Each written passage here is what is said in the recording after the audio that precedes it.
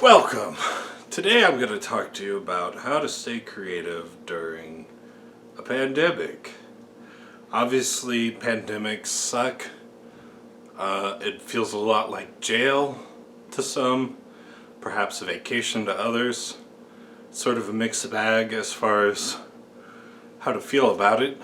I personally feel that it's retarded. And I'm going to say retarded because I can.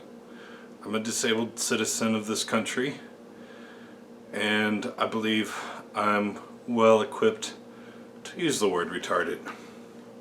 So this is one of my very first works. I wrote this when I was 18, and I painted it a few years ago. They were my first paintings. As you can see, a publisher decided to print these for a little bit of money. So I'm actually a published artist as well as published author. And for me, this work gave me a lot of meaning. It was my first epic, my very first writing as an adult. And basically, I wanted to create something meaningful that would change the reader and how they view things in the world.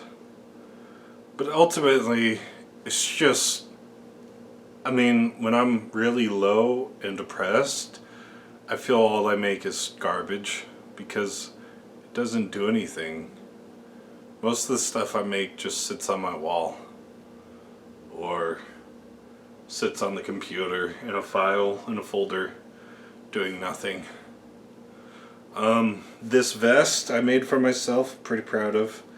But I made this because my mother was going to get married, and I wanted it to have it for ceremonies, different events that were more formal, that sort of thing. And I wear it on occasion. Sometimes in the spring and fall I'll wear it because it's got these nice rabbit furs to keep your shoulders warm, and sometimes the only part that gets cold for me during those times are my shoulders. So you can create meaning through your art and through your creations that is personal. I don't know how to make it for somebody else. Connecting with another human being is a really difficult challenge. It's one that I don't think any of us truly know how to do. Yeah, you've got the people out there that market and sell things to people, but I don't really think they're creating true nature of connection. Mostly they're just pushing their goods on you and saying whatever feels good to you. So, one thing you can do to keep motivated is to have a goal in mind. For me, I just want to lay on this couch and look at all my art and relish in the fact that they all tell a story and they all mean something to me. I'd like to sell them, but honestly, I hate getting rid of master copies. This work here, they were only allowed to buy the rights to print. I didn't want to give them the rights to the full work, like all the paintings, because I keep them. I don't know what I'll ever do with them, but it's just like, that's what I want. You can't find this just anywhere. My own little version of Photoshop.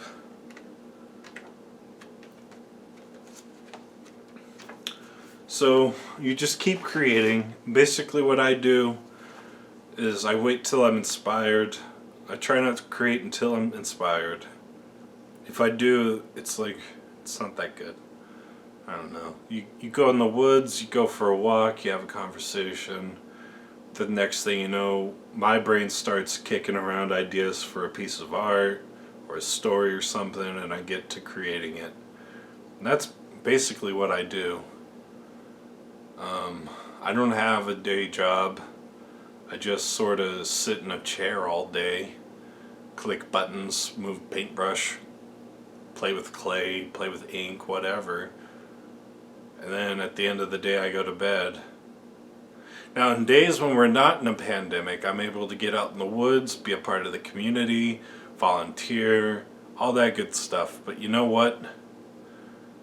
I honestly think that this is just some bullshit punishment that the government wants us all to go through for no particular reason. I personally had the virus. I lived through it, and yeah, so stay focused, have an idea in mind, and create every day. Thank you.